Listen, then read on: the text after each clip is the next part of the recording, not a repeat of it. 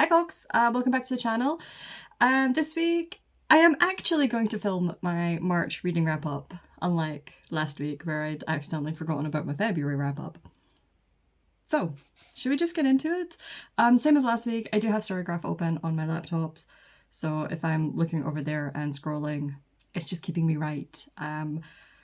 Thankfully this month I haven't actually forgotten about anything I read. This is just going to keep me right in terms of the order that I read them in.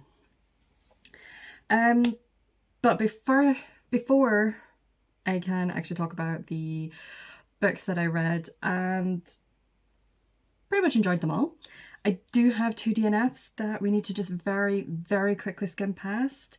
So the first thing I DNF'd was The Chase by Elle Kennedy. I'm not gonna lie, I got maybe 20 pages into this and was like, nope, I cannot do this. This is, I'm sorry, it's terrible. It is awful.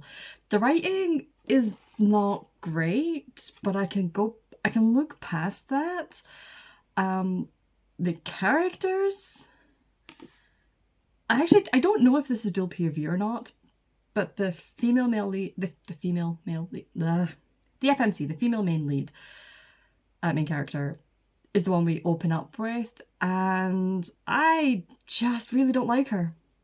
Like, I really don't like her. There's just something about her. I find it extremely grating. And all the characters we got introduced to within that 20 pages, I found them all really grating. And there's also a certain level of cringe in it. And it was a nope. I very, very quickly noped out of this. And the other one that I DNF'd, this time it was The Fine Print by Lauren Asher. This one I did get significantly further into. I got about halfway through this one. We're following Rowan and Zara. Is that what it was? Yeah, Zara. Rowan is basically a billionaire who is now the CEO of Dreamland. This is the first book in the Dreamland Billionaires. It's basically made up Disneyland. He's basically inherited it, but he'll only properly inherit it if he makes significant improvements as per his grandfather's will. Zara is one of this book's equivalent of an Imagineer.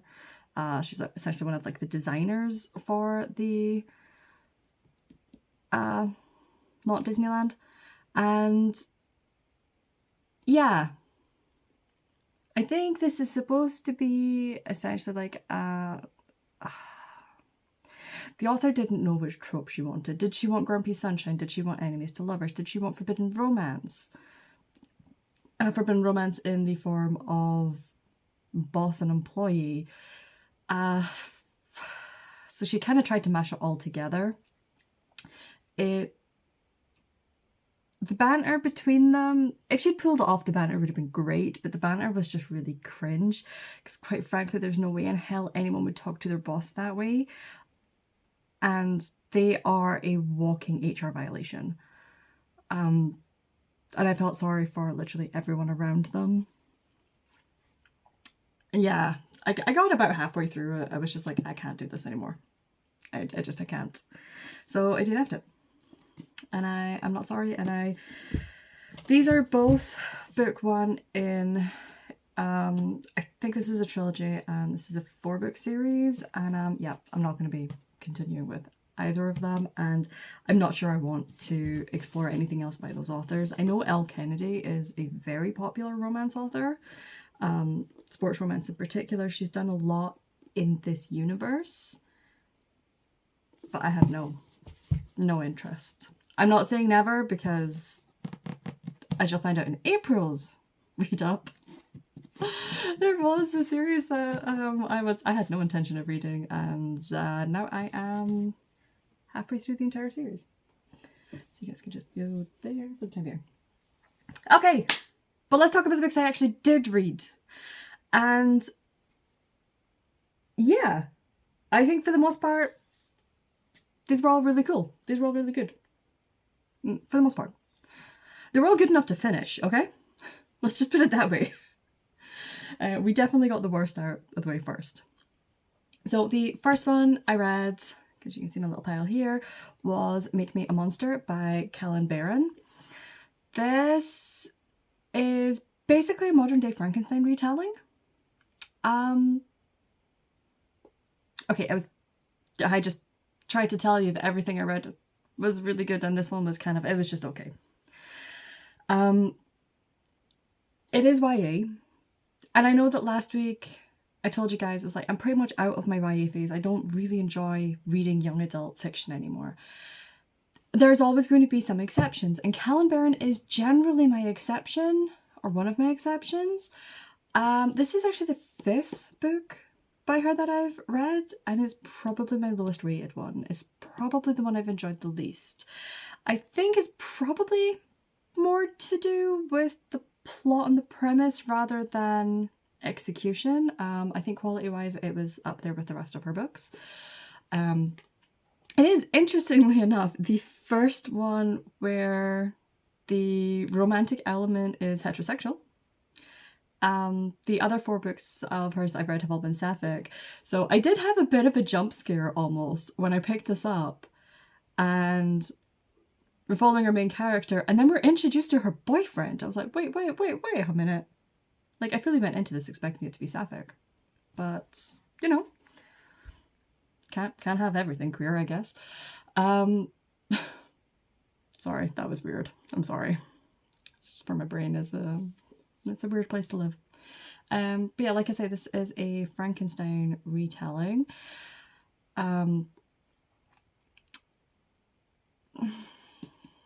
Should I tell you much more about the plot? I feel like to tell you anything more other than it's a modern day Frankenstein retelling starts really giving more away.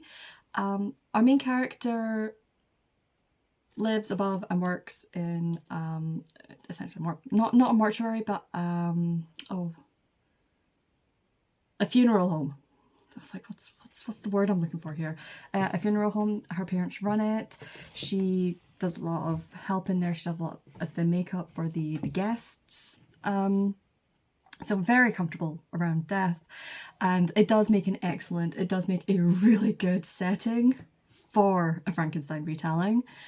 And there's, as we open it up, most of this is atmosphere driven and is based on building up the tension.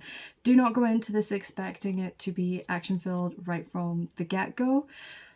A lot of the action, and quite frankly a lot of the plot, comes maybe in the latter half to the latter thirds of the book. We spend a lot of time getting to know the characters and building everything up,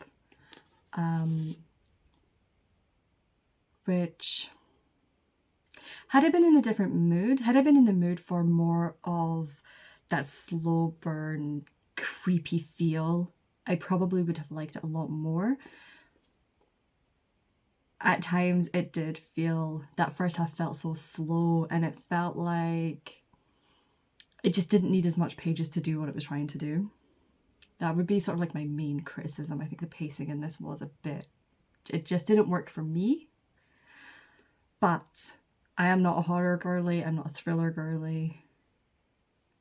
So, and I'm not a YA girly. So ultimately this was a book that was very much, I am not the target audience, and probably saved by the fact that Kellen Barron is one of my favourite YA authors. So, moving on. Where am I putting things today? Let's start putting them over here. The next book that I finished, and this one was kind of bittersweet because that means I have now finished the entire series in every format I possibly can, including all of the fan fiction. But that is, I read the 13th volume of the Grandmaster of Demonic Cultivation comic, graphic novel, whatever we want to call it, manhwa. And this was the 13th and final comic. It was brilliant, it was beautiful, it ticked all of the boxes. Yeah, has one of my all-time favorite confession scenes, because seriously, timing, dude, timing, and all of the characters around him are like, now, you choose now. And he's like, yes, Bert, yes, obviously. It's great. He literally has a grot, like, he's around his neck, like he's in genuine mortal danger. And he's like, now is the best time to confess my love. It was great. And it was just as great in comic form as it was in the novel. But yeah, it's slightly bittersweet because I have no more Grandmaster to look forward to. And I'm just going to have to go back and reread and reread and reread. I'm not going to tell you too much about this because at this point on the channel, if you don't know what Grandmaster Demonic Cultivation is, I mean, I only talk about it every other video. It's a Chinese danmei about political cultivation clans heading up against evil. There's zombies, there's... yeah. Romance really takes, like... in the last couple of volumes, romance comes up a bit more. But to go into this series expecting it to be a romance does a disservice because there's actually so much more to it. But yeah. No more. No more. But look how pretty it is. Yay, it's so pretty. Yeah. Sad times. Right, moving on. I'm going to show you the physical book, but I actually listened to this one. This was my first audiobook in March, and that is Uncharmed by Lucy Jane Woods. This is set in the same universe as Rewitched, but it is not a follow-on. I think this is actually set several years before Rewitched happens. And although tonally it's very similar, plot-wise it is very significantly different from Rewitched. That said, if you have read Rewitched and you really enjoyed it, you're probably going to enjoy Uncharmed. I had an absolutely wonderful time listening to this. It's really cozy, it's really sweet. We are following, gosh, what's her name? Annie. So Annie is, obviously, she is a witch, and she runs a bakery, and let's just say she has a little bit of self-esteem issues, and we use magic to correct that a little bit. And Annie, due to various sort of like backstory reasons, Annie has this thing where she needs to be the most useful, the most helpful person she can be to everybody, and is always taking on more and more responsibility, and realistically responsibility she shouldn't have to. And in this, when we meet her in the story, she is been tasked with going and looking after and mentoring a young witch who has recently come into her powers and is really struggling to control them. It involves Annie and, oh, what was her name? Maeve. And basically, not quite willingly, like kind of against her will to an extent, being carted off to... They've essentially been banished to this little cottage in the middle of nowhere in the woods, isolated until Annie can help Maeve. Obviously there is a bit more to it, and there's a little bit of politics between there's sort of like almost like two covens in a way, and there's just something a bit more sinister going on with why we want Maeve and her powers controlled. So it's up to Annie and Hal, the original owner of the cottage, to sort of just help fix everything. It's really cute, it's really sweet. It's not super high action, high paced. It is very much... I don't want to say it's low stakes, because the stakes do get a little bit higher towards the end of the book, but for the most part it's just really cozy slice of life, low stakes. Found family. It was a really, really unlike the title, it was actually a very charming read. And yeah, if you have read Rewitched and you enjoyed it, I would recommend. I think this is definitely one for the cozy rom-com. That cozy fantasy rom-com vibes is just perfect for this. Okay, moving on. The next one I read, oh, this one I had so much fun with.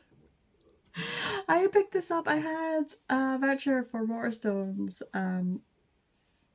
that I used, and I actually used it to buy the physical copy of How to Lose a Goblin in 10 Days.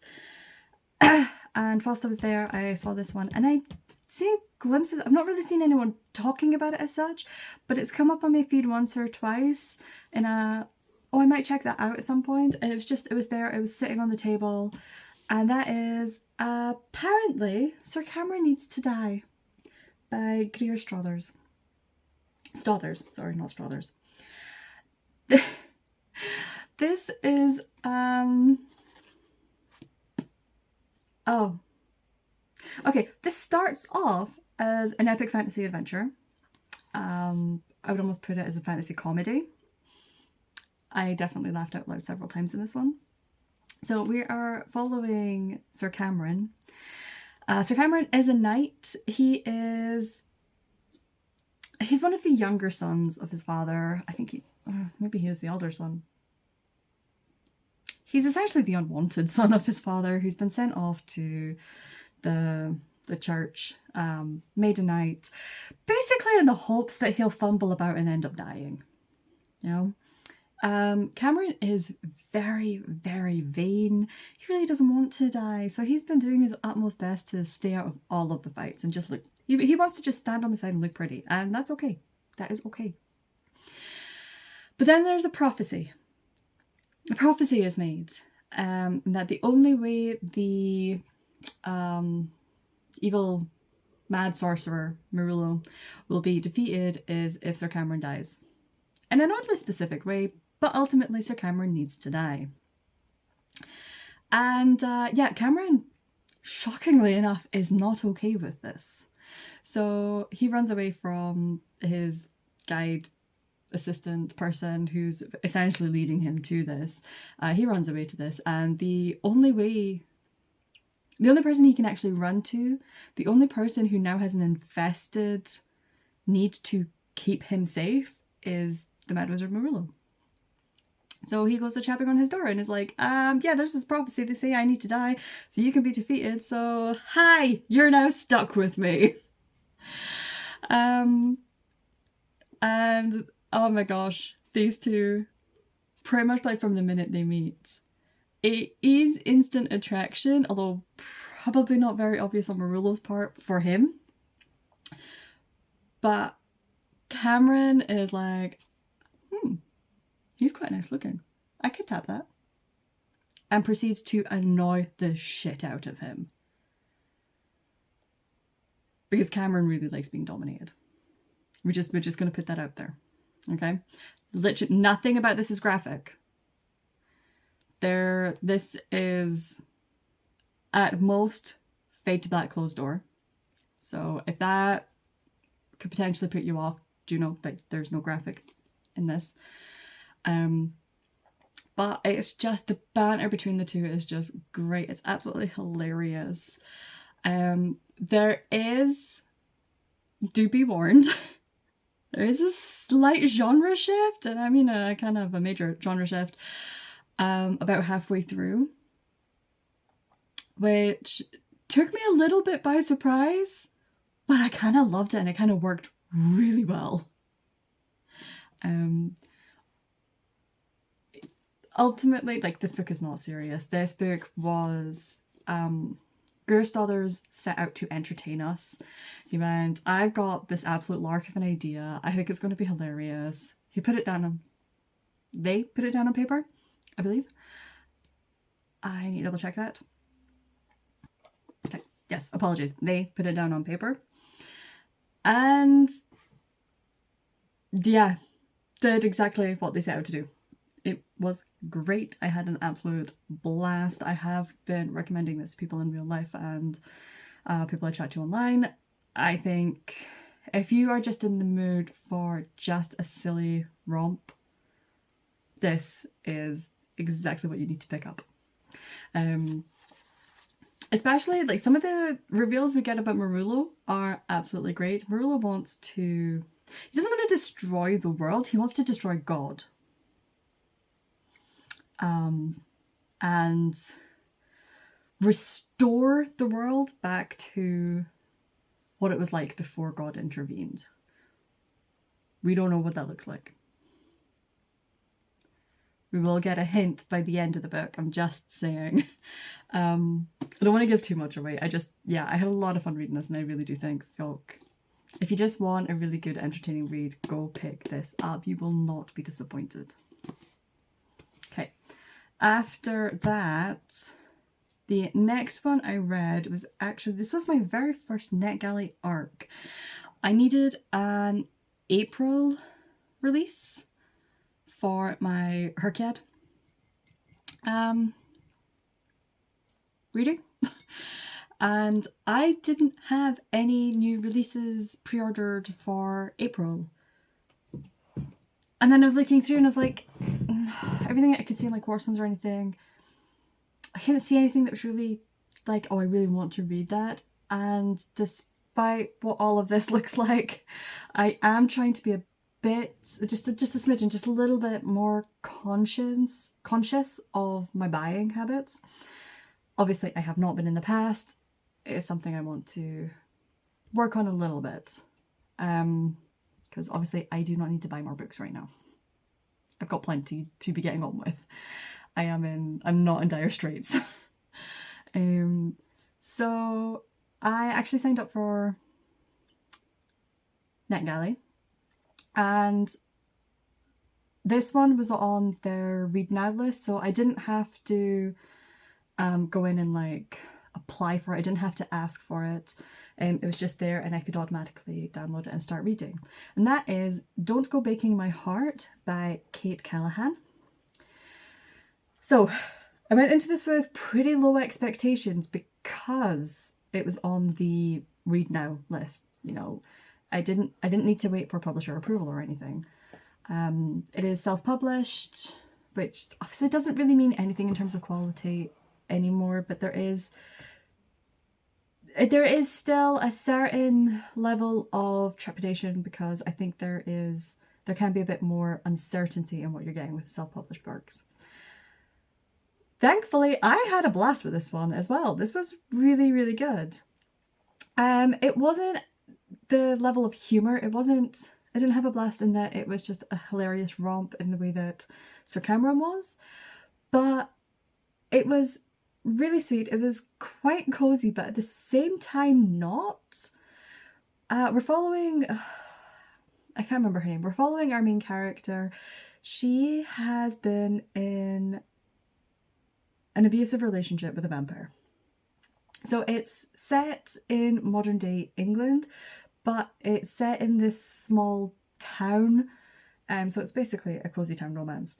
It's set in a small town where the supernatural all hang out, live. There's not a lot of mundanes in here, our main character being one of the few. There's a lot of witches. It's predominantly witches in this area. But yeah, she has been in an abusive marriage with a vampire. He has, up until this point, very successfully isolated her from her friends and from her community, and has been drinking from her, which at this point in time is illegal.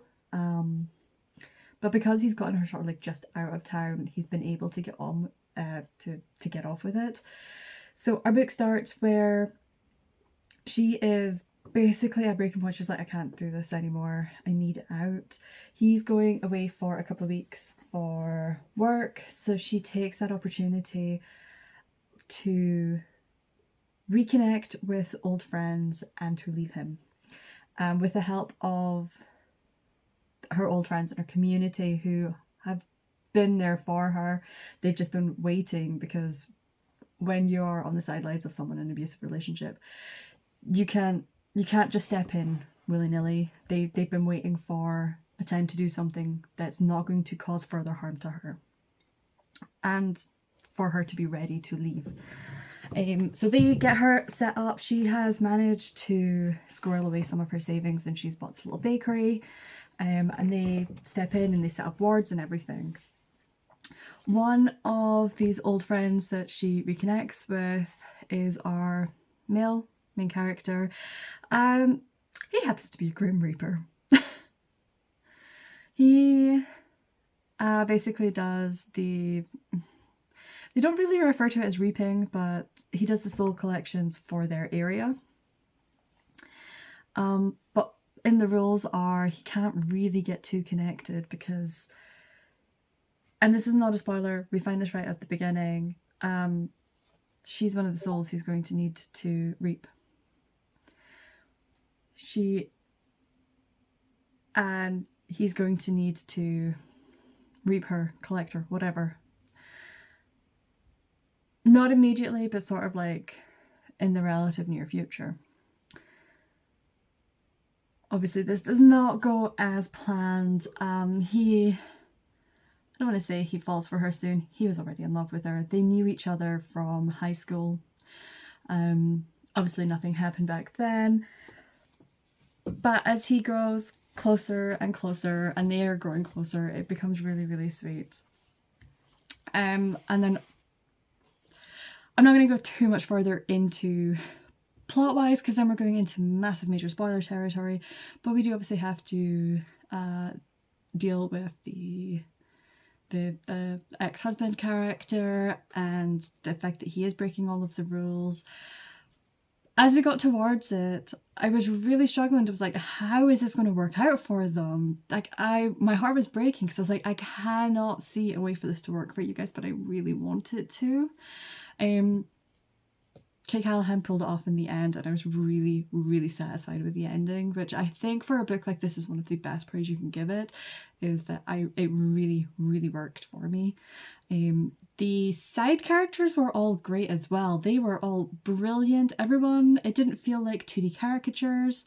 I really enjoyed the writing, and yeah, this was technically the second book in the Village of Foxford series, so I really want to, at some point, possibly relatively soon, I want to go back and find the first book and give that a shot, and I want to read, and I will definitely be keeping an eye out for more from Kate Callahan, because like I say, this was a very pleasant surprise on my part. I had a lot of fun with this one. Right, so moving on, the next one I read, this was my second audiobook for March, and it was technically a reread, and that is Piranesi. This was our March book club pick for my local book club, and I had to reread it and I had to attend because I was the one who recommended it. A few months back before Christmas, Shireen, our librarian, had asked me for some fantasy recommendations for a book club because she knows that I read a lot of fantasy, and the selection of books that we have for book clubs from library resources, there's not a huge amount of fantasy in it. And one of the things I really like about this book club is that she makes a point of choosing different books every month. Well, it's every 2 months really. So we're not always reading murder mysteries. We're not always reading romance. She really likes to try and read and get us out of our comfort zones a little bit, and we're always reading something in a very different wheelhouse. But until now, we've not really read any fantasy. So I gave her a list of 5, and she sent that on to library resources, and they purchased 2. So they purchased Babel, which we might get to at some point, but she also purchased Piranesi. So I listened to this one. It was narrated by... Who narrated this one? I'm going to butcher his name, so sorry. I've never been able to pronounce his name properly. Is it Chiwetel Ejiofor?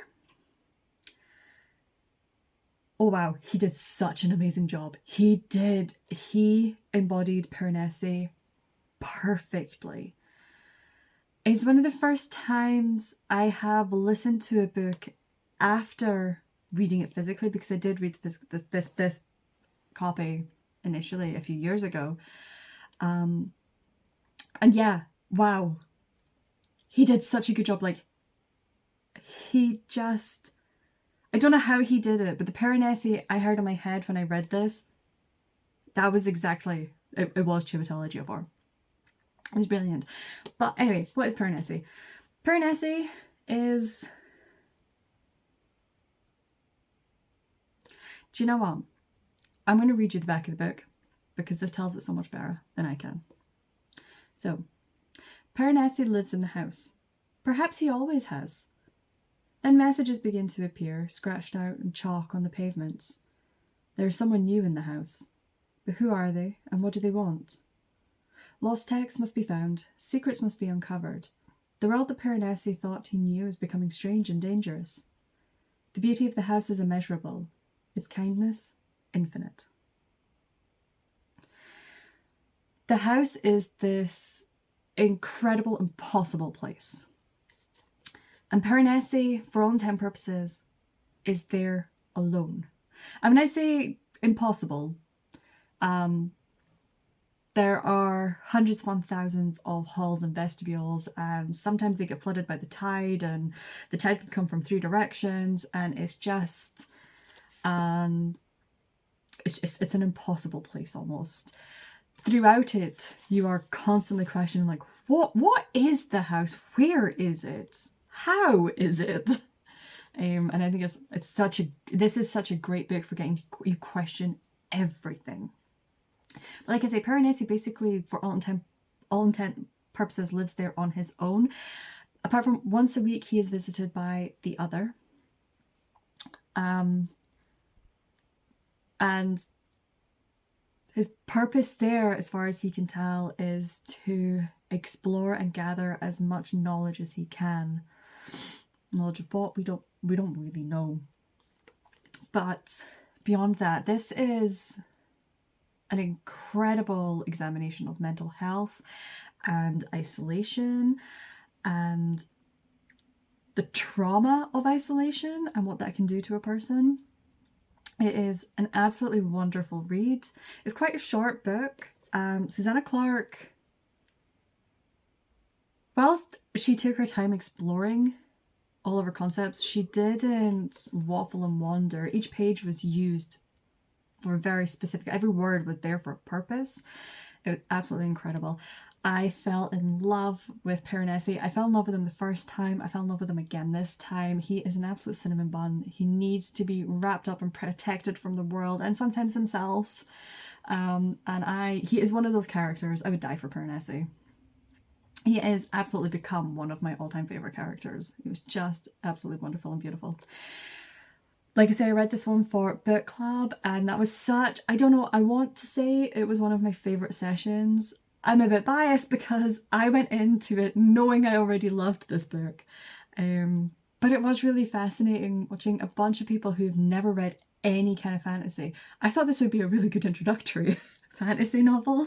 I'm questioning that a little bit because they all came in with so many questions. It very much felt like, once we'd all sort of like gone through a little bit, like, here's how I felt about the book, here's things I really liked about it, here's what didn't really work.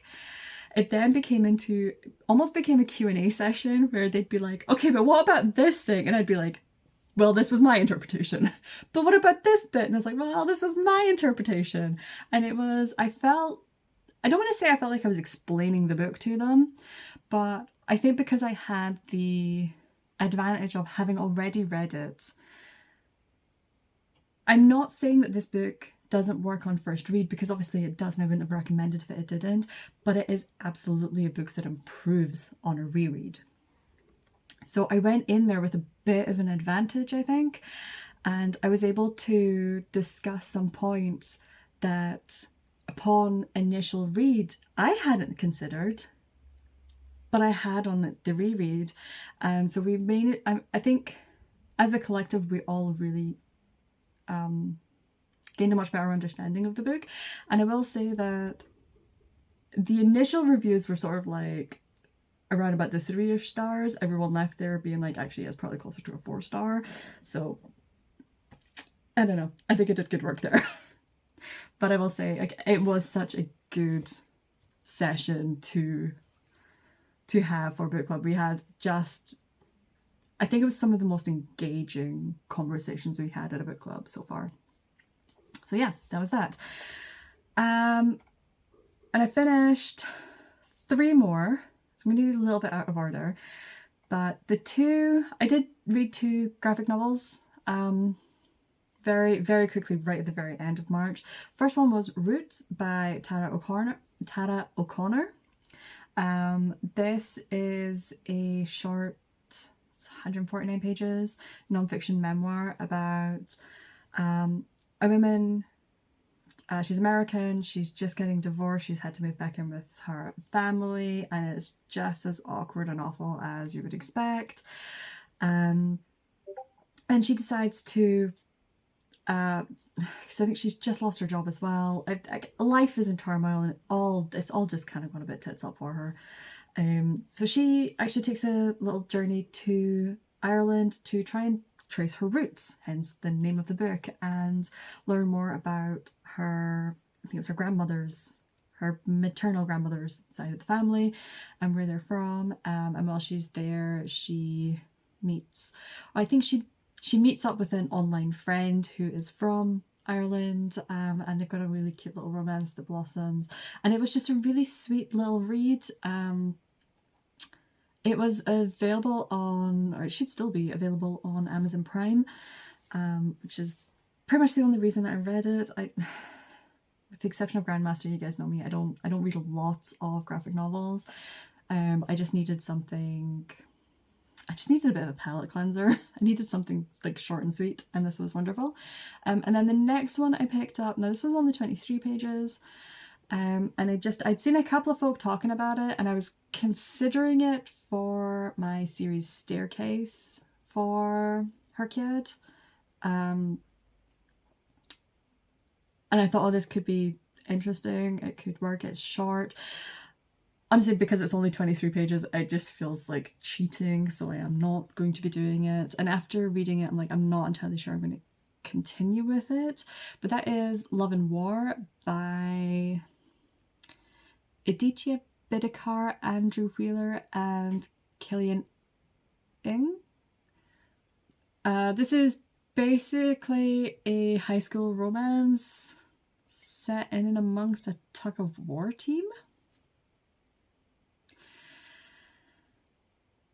And yeah, I think if I were younger, I would have appreciated it more. It's another one of those where I kind of wish I read it when I was younger and still trying to figure out who I am, because there is a lot, because it is I'm gonna say it's LGBTQ. It's definitely gay. I want to say that there's possibly a trans character. Like I say, it was only 23 pages. We don't exactly get very in-depth into anything. And I'm sure as the series goes on, there's going to be a lot more exploration. And I think the main point of the series is going to be self-exploration and realization and coming to terms with who you are as a person. One of the guys, I don't think they were in a relationship. I think they were just really good friends, but they possibly both wanted more. We definitely wanted more. Our main character definitely wanted more. But the other guy has just transferred to a opposing high school to be on their tug-of-war team, so all things there. It's really hard to say anything more about this because it was only 23 pages, and I think the thing that is really detracting from it is because it was so short, I couldn't sink my teeth into it. And yeah, again, this is another Amazon Prime one, and I think the rest of the volumes, or at least the initial volumes, are on there as well. So I might go back to it at some point. It might be something I dip in and out of. I'm not going to say one way or another, I really don't know, but it just didn't leave me really excited for more, which is kind of what I was hoping for. But yeah, anyway, the last audiobook, and I say last audiobook, I read, I've just picked it up so you can see it anyway. Also, this is really annoying, the sticker won't come off properly. But I read House of Earth and Blood. I read this much on audio, And then audio was getting too slow, so I switched to reading it physically. I've had this on my shelf since, I want to say 2020, 2021. I don't know what possessed me to finally pick it up, but I did, and I loved this. This was great. For all of the haters out there who are like, oh, Sarah J Maas, she only writes the fairy porn. There's like one scene in this. Okay? This is all plot and character building, and it is great. We are following Bryce Quinlan. She is half fae. She has a pretty rough day. She's broken up with her really shitty, trashy boyfriend, and she goes out partying because why the heck not? This is... it is set in a different world. It is set in the same universe as ACOTAR and Throne of Glass, but in a different world. And it's a modern world. We've got all the modern tech, we've got TV and cars and all of that jazz, but it's not our world. It is set in Crescent City. Which, it was just really fun to explore a fae story with modern sensibilities. Like, they can phone each other, and that in itself, I loved. I really enjoyed that aspect of world building. But yeah, like I say, she's had a really shitty day, and she goes out clubbing and dancing with a couple of other friends. Unfortunately, while she's out there, her best friend, who was a werewolf, was sitting back at home with the rest of her pack, because it was pack night, it was pack bonding. Bryce comes home absolutely plastered. She's had a whale of a time. Very, very quickly has to sober up because there is blood everywhere. Everyone's dead. They've all been massacred. Apologies if that is a spoiler. That happens like there. It's already happened. Okay? Okay? I was not expecting it. Wow. Sarah J Maas wrote those particular side characters in such a way that I was devastated. Bryce was devastated. Amy was devastated. Holy crap, did not expect that. Literally walking around the industrial estate that work is set in, listening to this, being like, what? Oh, you did not. Oh, she did not. As people are walking past me, giving me funny looks, as you do. This was very much one of those books where you just have to react out loud. So yeah, her best friend's just been murdered. Horrifically. Fast forward 2 years from now. Our girl Bryce, she's completely given up drinking everything. She's like, no, not going through that again. But she's ghost walking through life a little bit. Another murder happens, and it's very similar to what happened to her friend. To the point that it's like, oh, the guy we put in prison for the murder of our friend very obviously didn't do it because it just happened again. And it happens in such a unique way that it's like, no, this wasn't, like, the two are very obviously connected. So Bryce is basically ordered by the governor, essentially, to team up with Hunt Athalar, who is a fallen angel, who he basically works for their equivalent of the police. He's kind of like a detective, but he's also kind of an assassin, but on the police commissioner's payroll, kind of. Yeah, she's basically ordered to team up with him to figure out what is going on. This book was great. The chemistry between Hunt and Bryce, brilliant. I am very much looking forward to book 2 when I get to explore that a lot more. Okay, for those interested in the romance, this is slow burn, but it is delicious. It is really delicious. The tension between them is there right from the get-go and it's so believable. The chemistry is incredible, but it is very, very slow burn. Do not expect them to get together anytime soon in this book, okay? They, for reasons, take their time. And it does make sense, I promise. They have a lot of obstacles. There's a lot of investigating going on. Sometimes it feels like everyone is against them. There were a few times where I was genuinely like, does no one want them to solve this? Because everyone is a hurdle. Because everyone has secrets. Everyone has things they want to change. Everyone has things they want to hide. And everyone has their own agenda. And it's just, I had such a good time with this. The end, the whodunit of it, I genuinely didn't see coming, which I think was really good. I think it was great.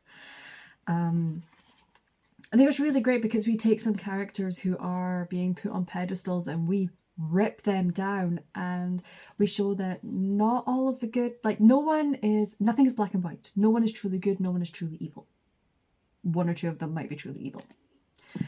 But no one is also truly good. Some people have selfish motivations. They might do a good thing for a selfish motivation. They might do a bad thing for the right reason, that sort of thing. And yeah, I really, really enjoyed this. I'm glad in a way I took my time, and I'm reading it now when all of the hype is completely gone, although it's a way to start out because she has just announced books 6 and 7 of ACOTAR.